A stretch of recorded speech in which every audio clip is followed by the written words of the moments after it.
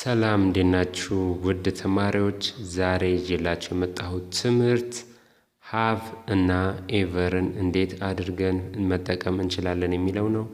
ኤቨርን አብዛኛው ጊዜ መጠቀም የምንችለው ለመጠየቅ ወይም ለተጠየቅነው ጥያቄ ምላሽ ለመስጠት ነው። አብዛኛው ጊዜ እንደዛ ነው ኤቨር የምንጠቀመው። ስለዚህ እኛም በዛሬው ትምህርታችን ኤቨርን ተጠቅመን ጥያቄዎችና ለነዛ ጥያቄዎች ደግሞ መልሶች እናያለን። ጥሩ ትምህርት እንደምታገኙበት ተስፋ አድርጋለሁ። በቀጥታ ወደ ዛሬው ትምህርታችን እንሄዳለን ማለት ነው። ኤቨር የዛሬው ትምህርታችን ርዕስ ነው። መጀመሪያ ኤቨር የሚለውን ቃል እንይ እስቲ። ኤቨር means from the time you were born until now። ምንድነው ኤቨር? ኤቨር የምንለው ከውልደት አሁን እስከ ደረስንበት ድረስ ያለውን ነገር ለመግለጽ የምንጠቀምበት ቃል ነው። ፍጹምም ለማለት ያገለግለናል። ኤቨር ማለት ምን ማለት እንደሆነ ካወቀን አብዛኛውን ጊዜ ኤቨርን የምንጠቀመው እንዲሁም ሙሉ ለሙሉ ማለት ትችላላችሁ። ኤቨርን የምንጠቀመው ጥያቄዎችን ለመጠየቅና ለዛም ጥያቄዎች መልስ ለመስጠት ነው። ኤቨርን አብዛኞቻችሁ አዳምጣችሁ የምታውቁት ወይም ልትጠቀሙበት የምትችሉት ጥያቄዎችን ለመጠየቅ እንዲሁም ለተጠየቃችሁ ጥያቄ መልስ ለመስጠት ነው። ስለዚህ ዛሬም የምናየው ጥያቄዎቹን እንዴት እንደምንጠይቅና ለጥያቄዎቹ መልስ እንዴት እንደምንሰጥ ነው። እስቲ ወደ ዋናው ዝግጅታችን እንሂድ። ጥያቄ ስንጠይቅ የምንጠቀመው አጠቃቀም ምንድነው? ሃቭ ወይም ሃድን ሃድ ማለት የሃቭ ፓስት ነው። ሃድን እንደገና ደግሞ ፓስት ፓርቲሲፕልን እንጠቀማለን ማለት ነው በጥያቄዎቻችን መሃል ላይ። ምናልባት ኖት የምትወስዱ ሰዎች ይሄንን እንደ ማስታወሻ ጻፉት።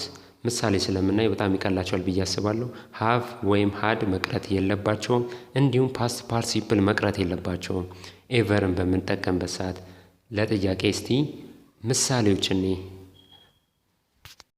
ኤግዛምፕል ሃቭ ዩ ኤቨር ኢትን ኤ ቺክን? ምንድን ነው የሚለን? ዶሮ በልተህ ታውቃለህ ወይ ነው የሚለው። አንድ ጊዜም ዶሮ በልታችሁ ካወቃችሁና አንድ ጊዜም ዶሮ በልታችሁ ካላወቃችሁ መልሳችሁ ይለያያል ማለት ነው። ምክንያቱም ኤቨር ምንድን ነው ብለናል? ከውልደት አሁን እስካለህበት ድረስ በልተህ ታውቃለህ ወይ ነው ማለት ነው እያለን ያለው እዚህ ጋር። ኤቨር ቀደም እንደተባባል ነው ከውልደት አሁን እስካለህበት ድረስ ማለት ነው ካለን ሃቭ ዩ ኤቨር ኢትን ኤ ቺክን ሲል ከውልደት አሁን እስካለህበት ደረጃ ድረስ ዶሮ በልተህ ታውቃለህ ወይ ነው የሚለን ማለት ነው። ሌላ ጥያቄ እስቲ ምሳሌ ሃዝ ሺ ኤቨር ገን ቱ አሜሪካ? ምንድን ነው የሚለን? ይሄ እሷ ወደ አሜሪካ ተጉዛ ታውቃለች ነው የሚለን። አንድ ጊዜ፣ ሁለት ጊዜ፣ ሶስት ጊዜ አይደለም።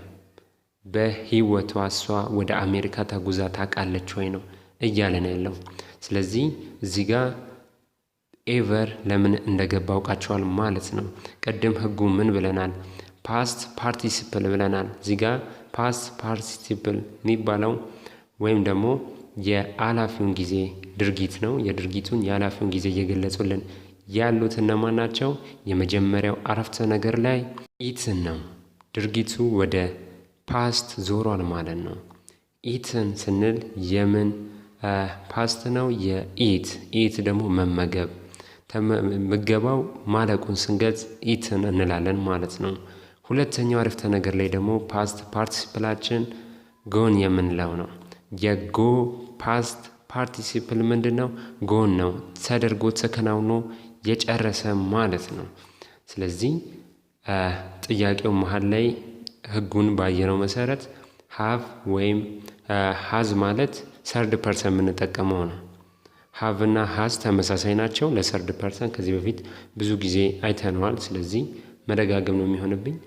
ሺ፣ ኢት እና ሂ ላይ ሃዝን ነው የምንጠቀመው። ስለዚህ ሃቭ እና ሃዝ ተመሳሳይ ትርጉምና ፍቺን ያላቸው። ስለዚህ ሃቭ ወይም ሃዝን እና ፓስት ፓርቲሲፕልን ተጠቅመናል ማለት ነው። ስለዚህ ህጉ በትክክል ሄዷል ማለት ነው። እስቲ ቀጣይ ደግሞ መልሶች ለመመለስስ እንዴት እንጠቀምበታለን የሚለውን እኔ መልሳችንን ደግሞ በምንመልስበት ጊዜ ሁለት አይነት መልሶች ነው ሊኖሩን የሚችሉት። የስ ኦር ኖ፣ ይሆናል ወይም አይሆንም፣ ሆኗል ወይም አልሆነም አይደለ? ስለዚህ እዚህ ጋር የስ ብለን ሆኗል ብለን ለመግለጽ ወይም መልሳችንን ለመመለስ ስንፈልግ ምን አይነት መንገድ ስቴፕ እንከተላለን የሚለውን እኔ ሃቭ ኦር ሃዝ ቅድም ያየነው ነው፣ ተመሳሳይ ናቸው። ለሰርድ ፐርሰን ነው ሃዝን የሚጠቀመው እና ፓስት ፓርቲሲፕል እንጠቀማለን ወይም የድርጊቱን ፓስት የሆነውን ቨርብ እንጠቀማለን ማለት ነው። በጣም ቀላል ነው። እስቲ ስቴፑን ተከትለን እንሂድ። ሃቭ ዩ ኤቨር ሲን ኤ ዌል አላችሁ። ምን እያላችሁ ነው ጠያቂው? አሳ ነባሪ አይተህ ታውቃለህ? ከውልደት አሁን እስካለህበት ደረጃ ድረስ ማለት ነው። ውስጥ አዋቂነት ያለው አሳ ነባሪ አይተህ ታውቃለህ ወይ እያለህ ነው። ስለዚህ የዚህ ምላሽ ደግሞ እንዴት እንመልሳለን? ሃቭ ኦር ሃዝ እና ፓስት ፓርቲሲፕል ብለናል ህጉ። ስለዚህ የተጠየቅነው እኛ ስለሆነን እኛን ደግሞ ምንገልጸው በሃቭ ነው ማለት ነው። ሃቭን እንዲሁም ፓስት ፓርቲሲፕልን ተጠቅመን እንዴት እንመልሳለን የሚለውን እስቲ እኔ የስ አይ ሃቭ ሲን ኤ ዌል ትላላችሁ ማለት ነው። እዚህ ጋ መልሶች ላይ አብዛኛው ጊዜ ከዚህ በፊትም ሌላኛው ትምህርታችን ላይ አይተነዋል። መልሶች ስንሰጥ በአጭሩ መመለስ እንችላለን። በአጭሩ ለተጠያቃችሁ ጥያቄ የስ አይ ሃቭ ካላችሁት ትክክል ነው፣ እኔ በልቼ አውቃለሁ ማለት ይሆናል። የጥያቄያችሁ መልስ ይሆናል ማለት ነው። ማንኛውም አይነት ጥያቄ ብትጠየቁ በሃቭ የሚጀምር የስ አይ ሃቭ ካላችሁ በአጭሩ መለሳችሁት ማለት ነው። ይሄኛው ከዚህ በፊት አይተነዋል። ጥያቄዎች ደግሞ በምን አይነት መንገድ ትጠየቃላችሁ፣ በምን አይነት መንገድ ትመልሳላችሁ የሚለውን ስለ ሁሉንም አይነት ጥያቄዎች ይዤላችሁ እመጣለሁ። ጠብቁኝ። ሁሉም አይነት እንግሊዝኛ ጥያቄዎች ስንጠየቅ እንዳንደነባበር ቶሎ ምንመልስበትን ቴክኒክ ሚስጥር አሳያችኋለሁ። ሰፋ ያለ ትምህርት ነው የሚሆነው፣ በሱ መንገድ እናየዋለን። እስከዛው ግን ይሄን አይተነው እንለፍ። የስ አይ ሃቭ ሲን ኤ ዌል ስትሉ ምን ማለት ነው? አዎ አሳ ነባሪ አይቼ አውቃለሁ በዘመኔ ማለታችሁ ነው ማለት ነው። ስለዚህ ሃቭ እንዳለች ነው፣ ሲን ፓስት ፓርቲሲፕል ያልናት ነው ማለት ነው። እስቲ ወደ ሌላኛው ጥያቄ ምንመልስበት መንገድ እንሂድ። ሌላኛው ኖ ነው። ሌላኛው ኖ ነው። እስቲ ስለ ኖ ደግሞ እኔ የስን በእንደዚህ አይነት መንገድ መመለስ እንችላለን። የስ አይ ሃቭ ብለን ፓስት ፓርቲሲፕል አስከትለን ጥያቄውን መድገም እንችላለን። እንዲሁም ደግሞ የስ አይ ሃቭ ብለን መልሳችንን መናገር እንችላለን። ምክንያቱም ጥያቄው ስንጠየቅ የስ አይ ሃቭ ካለን መልሱ መሆኑን ስለሚታወቅ ማለት ነው። ግማሽም አረፍተ ነገር ቢሆን ይታወቃል ማለት ነው። ኖ ብለን ምላሽ በምንሰጥበት ሰዓት ላይ ሁለት አይነት አጠቃቀም አለ። ህጉን ስክሪኑ ላይ እንደጻፍኩላችሁ ነው። እዚህ ጋር የመጀመሪያው አጠቃቀማችን ሃቭንት ወይም ሃዝንት እንለና ኤቨርን እንጽፋለን። ከዛ ፓስት ፓርቲሲፕሉን እንጽፋለን ማለት ነው፣ ወይም እንናገራለን። ሁለተኛው አጠቃቀማችን ደግሞ ኔጌቲቭ ነገሩን በምን እንገልጸዋለን? በኔቨር እንገልጸዋለን ማለት ነው። የኤቨር ተቃራኒ ምንድን ነው? ኔቨር ነው። ስለዚህ በፍጹም ለማለት ስንፈልግ ኔቨርን ተጠቅመን ኔጌቲቭ ወይም አፍራሽ የሆነ ቃል ስለሆነ በእንደዚህ አይነት መንገድ መግለጽ እንችላለን። በሁለቱም እናየዋለን።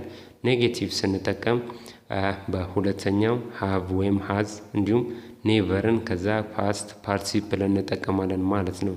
በሁለቱም አይነት መንገድ ተመሳሳይ ሚኒንግ ነው የሚሰጠን፣ ተመሳሳይ የሆነ ፍቺን የሚሰጠን፣ ምንም የተለያየ ነገር የለውም።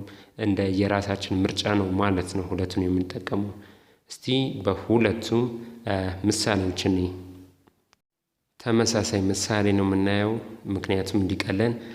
አንድ ሰው ሃቭ ዩ ኤቨር ሲን ኤ ዌል ሲለን አሳ ነባሪ አይተህ ታውቃለህ ወይ እያለን ነው። ሃቭ ዩ ኤቨር ሲን ኤ ዌል ሲለን አሳ ነባሪ በሕይወት ዘመን አይተህ ታውቃለህ ወይ ሲለን ኖ ብለን በሁለቱም አይነት መንገድ እንዴት እንመልሳለን?